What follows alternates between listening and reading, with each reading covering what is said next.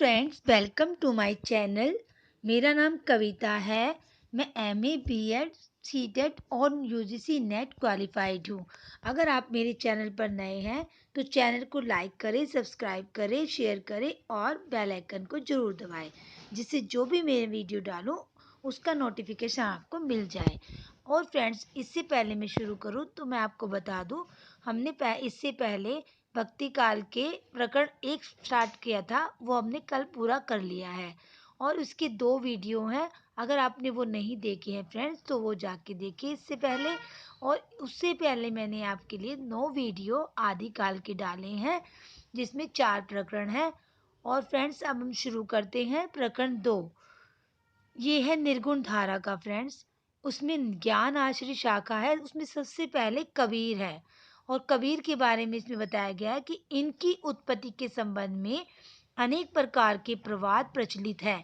कहते हैं काशी में स्वामी रामानंद का एक भक्त ब्राह्मण था, जिसकी किसी विधवा कन्या को स्वामी जी ने पुत्रवती होने का आशीर्वाद भूल से दे दिया। फल यह हुआ कि उसे एक बालक उत्पन्न हुआ, जिसे वह लहर तारा के ताल के पास फेंक आई।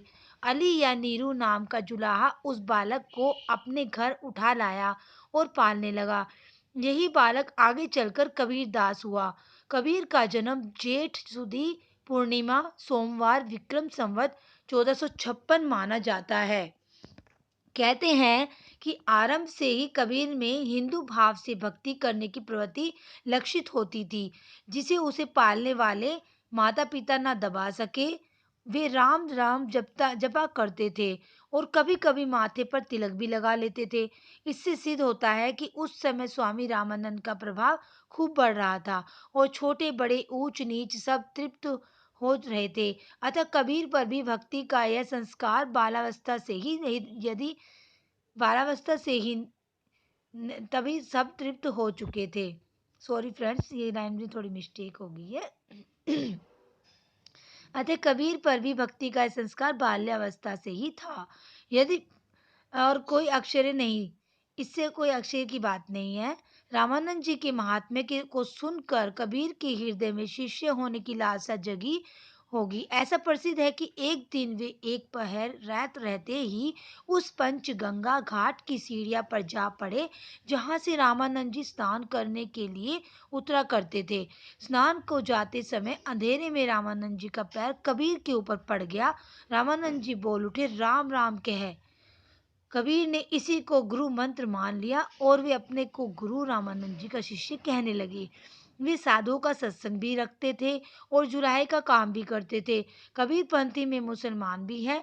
उनका कहना है कि कबीर ने प्रसिद्ध सूफी मुसलमान फकीर शेख तकी से शिक्षा ली थी। अब फ्रेंड्स, ये देख लीजिए, कबीर के जो पहले जो उसके मुसलमान सूफी फकीर शेख तकी थे, वो उसके गुरु थे, जिन्होंने उनसे दीक्षा ली थी, जिससे उन्होंने दीक्षा ली थी। ये भी फ्रेंड्स पूछा जाता है कि उसके गुरु कौन कौन से थे। वे उस सूफी फकीर को ही कबीर का गुरु मानते हैं। आरंभ से ही कबीर हिंदू भाव की उपासना की ओर आकर्षित हो रहे थे। अतः उन दिनों जबकि रामानंद जी की बड़ी धूम थी, अवश्य वे उनके सत्संग में भी सम्मिलित होते रहे होंगे। जैसा आगे कहा जा चुका है कि भाई रामानुज की शिष्य परंपरा में होते हुए भी रामानंद जी भक्ति का एक अलग उदार मार्ग निकाल रहे थे, जिसमें जाति पाति का भेद और खान पान का आचार दूर कर दिया गया था। अतः इसमें कोई संदेह नहीं कि कबीर को राम राम रामानंद जी से ही प्राप्त हुआ, पर आगे चलकर कबीर के राम रामानंद के राम से भिन्न हो गए। फ्रेंड्स, ये लाइन भी इम्पोर्टेंट है, ये भी यूजीसी नेट में पूछी जा चुकी है।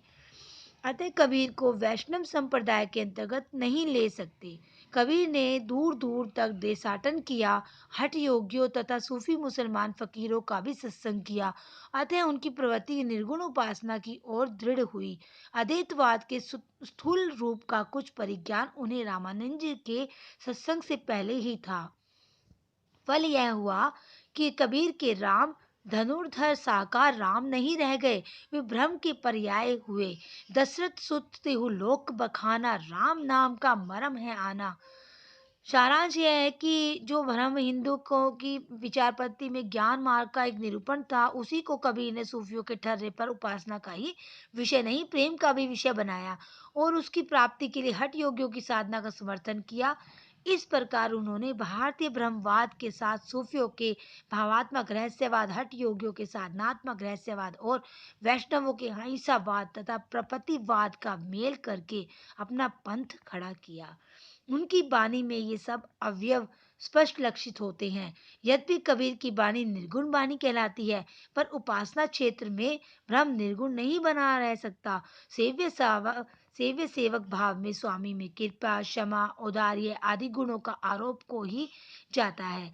इसीलिए कबीर के वचनों में कहीं तो निरूपाधि निर्गुण भ्रम सत्ता का संकेत मिलता है, जैसे पंडित मिथ्या करहु विचारा, ना वह सृष्टि ना सृजनहारा, ज्योति स्वरूप काल नहीं हुआ, वचन न आही शरीरा, थूल अथूल पवन नहीं पावक, रवि शशि धरनी ना नीरा।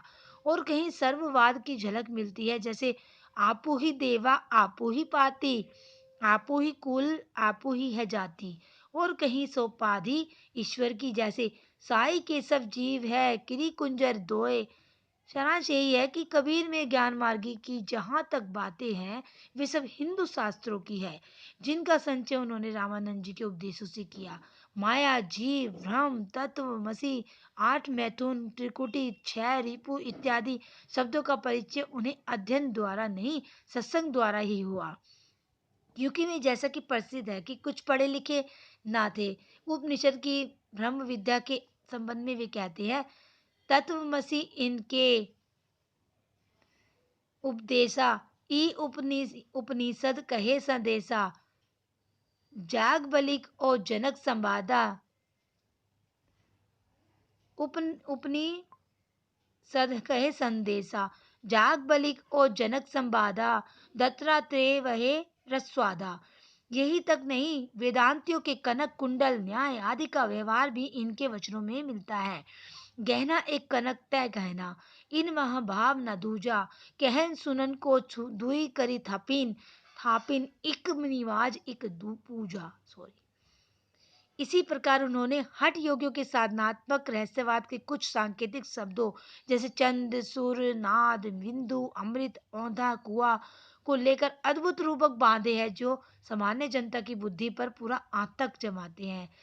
जैसे सुर समाना चंद में, दहु किया घर एक, मन का चिंता तब भया कछु बिला लेख, आकाशे मुखी औंधा कुआ, पाताले पनिहारी, ताका पानी को हंसा, पीवे बिरला आदि विचारी।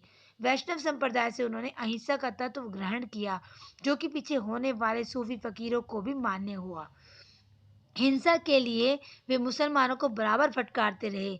दिन भर रोजा रहत है, राती हनत है गाय, यह तो खून में बंदगी कैसे खुशी खुदाए, अपनी देखी करत नहीं अहमक कहत हमारे बड़न किया, उसका खून तुम्हारी गर्दन जिन को उपदेश दिया, बकरी पाती खाती है ताको काड़ी खाल, जो नर बकरी खात है तिनका कौन हवाल। उपयुक्त विवेचन स्पष्ट है कि ज्ञान मार्ग की बातें कबीर ने हिंदू साधु सन्यासियों से ग्रहण की, जिनमें सूफियों के सत्संग से उन्होंने प्रेम तत्व का मिश्रण किया और अपना एक अलग पंथ चलाया। उपासना के ब्रह्म स्वरूप पर आग्रह करने वाले और कर्म कांड को प्रधानता देने वाले पंडितों और मूल्यों दोनों को उन्होंने खरी खरी सुनाई और राम रहीम की एकता समझकर हृदय को शुद्ध और प्रेम में करने का उपदेश दिया। देशाचार और उपासना विधि के कारण मनुष्य मनुष्य में जो भेदभाव उत्पन्न हो जाता है, उसे दूर करने का प्रयास उनकी वाणी बराबर करती रही। यद्यपि वे पढ़े लिखे ना थे, पर उनकी प्रतिभा बड़ी प्रखर थी, जिससे उनके मुंह से बड़ी चुटीली और व्यंग चमत्कारपूर्ण बातें निकलती थी। इनकी उक्तियों में विरोध और असंभव का चमत्कार लोगों को बहुत आकर्षित करता था। जैसे, हे कोई गुरु ज्ञानी, जगत महा उल्टी वेद बुझे, पानी मह पावक बरे, अंधही आखि न सूझे, गाय तो नाहर को धरी खायो, हरि ना खायो चीता, अथवा नैया बीच नदिया डूबती जाए। अनेक प्रकार के रूप को और अन्योक्तियों द्वारा ही इन्होंने ज्ञान की बात कही, जो नई ना होने पर भी वाग वैचित्र्य के कारण अनपढ़ लोगों को चकित किया करती थी। अनूठी अन्योक्तियों द्वारा ईश्वर प्रेम की व्यंजना सूफियों में बहुत प्रचलित थी। जिस प्रकार कुछ वैष्णवों में माधुर्य भाव से उपासना प्रचलित हुई थी, उसी प्रकार सूफियों में भी ब्रह्म को सर्वव्यापी, प्रियतम या माशूक मानकर हृदय से उद्गार प्रदर्शित करने की प्रथा थी। इसको कबीरदास ने ग्रहण किया। कबीर की बानी में स्थान स्थान पर भावात्मक रहस्यवाद की जो झलक मिलती है, वह सूफियों के सत्संग का प्रसाद है। कहीं इन्होंने ब्रह्म को खसम या पति मानकर अन्योक्ति बांधी और कहीं स्वामी या मालिक। फ्रेंड्स, ये जो कबीर थे, इन्होंने ईश्वर को अपने पति रूप में माना है और कहीं कहीं पर इन्होंने स्वामी भी माना है, मालिक भी माना है, पर ज़्यादातर पति रूप में मानकर इन्होंने इनकी उपासना की है। मुझको तू क्या ढूंढे बंदे, मैं तो तेरे पास में, साई के संग सासुर आई, संग न सूती स्वाद न जाना, गाजी वन सपने की नाई, जनाचारी मिली लगन सुधायो, जना पाँच मिली माड़ो छायो, भयो विवाह जली चली बिनु दूल्हा, बाट अजात समधि समझाई। कबीर अपने श्रोताओं पर यह अच्छी तरह भाषित करना चाहते थे कि हमने ब्रह्म का साक्षात्कार कर लिया है। इसी से वे प्रभाव डालने के लिए बड़ी लंबी लंबी गवोक्तियां भी कभी कभी कहते थे। कबीर ने मगहर में जाकर शरीर त्याग किया, जहां इनकी समाधि अब तक बनी है।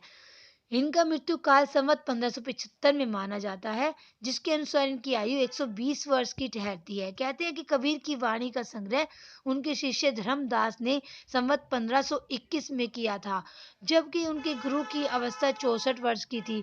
कबीर की वचनावली की सबसे प्राचीन प्रति, जिसका अब पता लगा है, संवत 1561 में लिखी। कबीर की वाणी का संग्रह बीजक के नाम से प्रसिद्ध है, जिसके 3 भाग किए गए सॉरी फ्रेंड्स जिसके ना 3 भाग किए गए हैं, रामायणी, शबद और साखी।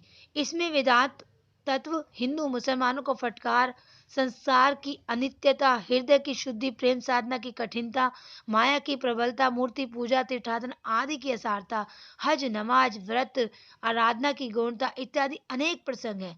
सांप्रदायिक शिक्षा और सिद्धांत के उपदेश मुख्यतः साखी के भीतर है, जो दोहों में है।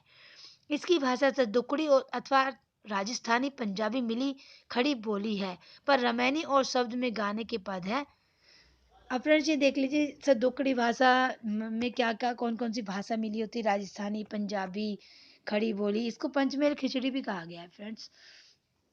रामायणी और शब्द में जो वो गाने के पद में है, जिनमें काव्य की ब्रजभाषा और कहीं कहीं पूर्वी बोली का भी व्यवहार है। खुसरो के गीतों की भाषा भी हम ब्रज दिखा आए हैं। इससे यह स्पष्ट हो जाता है कि गीतों के लिए काव्य की ब्रजभाषा भी स्वीकृत थी। कबीर का यह पद देखिए, हो बलि कब देखोगी तो ही, अहनिस आतुर दर्शन कारिणी, ऐसी व्यापी मोही, नैन हमारे तुमको चाहे, रति न माने हारी, विरह अग्नि तन अधिक जरावे, ऐसी लेहु बिचारी, सुनो हमारी दादी गोसाई, अब जनी करो अधीर, तुम धीरज में आतुर, स्वामी कांचे भाड़े नीर, बहुत दिनन के बिछुरे माधो, मन नहीं बांधे धीर, देह छता तुम मिलहु, कृपा करी आरंती वंत कबीर। सुर के पदों की भी यही भाषा है। भाषा बहुत परिष्कृत और परिमार्जित न होने पर भी कबीर की उक्तियों में कहीं कहीं विलक्षण प्रभाव और चमत्कार है। प्रतिभा उनमें बड़ी प्रखर थी, इसमें संदेह नहीं। रैदास या रविदास, दूसरे फ्रेंड्स आते हैं रैदास या रविदास, इनका नाम था रैदास, इन्हें रविदास भी कहा गया है। रामानंद जी के 12 शिष्यों में रैदास भी माने जाते हैं, जो जाति के चमार थे। इन्होंने कई पदों में अपने को चमार भी कहा है। कहा रैदास खलास चमारा, ऐसी मेरी जाति विख्यात चमार। ऐसा जान पड़ता है कि कबीर के बहुत पीछे स्वामी रामानंद के शिष्य हुए, क्योंकि अपने एक पद में इन्होंने कबीर और सैन नाई का दोनों के तरने का उल्लेख किया है। नामदेव कवि त्रिलोचन साधना सेन तरे, कहा रविदास सुनहु ते सतहु, हरि जीव तेह तबई सरे। कबीरदास के समान रैदास भी काशी के रहने वाले कहे जाते हैं। इनके एक पद से भी यही पाया जाता है। जाके कुटुम सब ठोर धवंत, फिरही अजहु बानारसी आसपास, आचार सहित विप्र कारही दंडोती, तिन तने रविदास दासानु दासा। रैदास का नाम धन्ना और मीराबाई ने बड़े आदर के साथ लिया है। रैदास की भक्ति भी निर्गुण ढांचे की जान पड़ती है। कहीं तो वे अपने भगवान को सब में व्यापक देखते हैं, थावर जंगम कीट पतंगा पुरी रणियों हरि राई, और कहीं कबीर स तरह परात्पर पर की ओर संकेत करके कहते हैं, गुण निर्गुण कहियत नहीं जाके। रैदास का अपना अलग प्रभाव पचाह की ओर जान पड़ता है। साधु का एक संप्रदाय जो फर्रुखाबाद और थोड़ा बहुत मिर्जापुर में भी पाया जाता है, रैदास की ही परंपरा में कहा जा सकता है, क्योंकि उसकी स्थापना संवत 1600 करने वाले वीर भान उदय दास के शिष्य थे और उदय दास रैदास के शिष्यों में माने जाते हैं। रैदास का कोई ग्रंथ नहीं मिलता। फुटकर पद भी ही बानी के नाम से संत बानी सीरीज में संग्रहित है। 40 पद तो आदि गुरु ग्रंथ साहिब में दिए गए हैं, कुछ पद नीचे उद्धृत किए जाते हैं। अब फ्रेंड्स ये नोट्स कर लीजिए कि रैदास के पद गुरु ग्रंथ साहिब में 40 पद हैं। दूध तबछरे थनहा बिडारेऊ, फूलू भवर जलु मीन बिगारेऊ, भाई गोविंद पूजा कहा ते ले चढ़ावऊ, अवरु तफूल अनुपु न पावऊ, मलिय गिरिवी रहे है भुवंगा, विषु अमृत बसई इक संगा, तन मन अपरहु अप अर्पऊ पूज चढ़ावऊ, गुरु प्रसादी निरंजन पावऊ, पूजा अर्चा अहि न तोरी, कह रविदास कवनी गति मोरी, अखिल खिले नहीं का कह पंडित, कोई न कहे समुझाई, अबरन बरन रूप नहीं जाके, कहे लो लाई समाई, चंद सूर नहीं राति दिवस नहीं, धरनी आकाश न भाई, करम अकरम नहीं शुभ अशुभ नहीं, धरनी आकाश न भाई, करम आकरम नहीं शुभ अशुभ नहीं, का कही देहु बढ़ाई, जब हम होते तब तू नाही, अब तू ही है मैं नाही, अतल अगम जैसे लहरी मई उदती उदसी जल केवल जलमाही, माधव क्या कहिए प्रभु ऐसा, जैसा मानिए होई न तैसा, नरपति एक सिंहासन सोइया, सपने भैया भिखारी, अछत राज बिछुरत देखू, दुख पाइया सो गति भई हमारी। अब फ्रेंड्स आप ये देख लीजिए, आज हमने दो कवियों को देख लिया है, एक कबीरदास संत को और एक रैदास को, और ये जो है धर्मदास, इसको हम कल पढ़ेंगे फ्रेंड्स। आज के लिए इतना ही काफ़ी है। और मैं आपको बता दूं फ्रेंड्स, आप इसको जितना भी आप इसको अच्छे से स्टडी करेंगे, इसमें जितने भी पद आए हैं फ्रेंड्स, मैं इसलिए प्रोनाउंस करती हूँ ताकि आपको एक बार सुन लेंगे तो आपको पता चल जाएगा ये कहाँ से लिए गए, कौन से प्रकरण से लिए गए हैं और ये किसके हैं फ्रेंड्स। आप इसको आराम से अच्छे से कर लेंगे। जितने भी आपके जैसे एग्ज़ाम में जब आएगा तो आपको पता चल जाएगा कि ये कहाँ से आए हैं, क्योंकि इसमें तो कुछ भी पूछ लेते हैं फ्रेंड्स। Okay friends, bye. ठीक है, फिर कल मिलेंगे। और अगर आपने अभी तक चैनल को सब्सक्राइब नहीं किया है तो फ्रेंड्स चैनल को सब्सक्राइब जरूर कर लीजिए। Okay bye friends.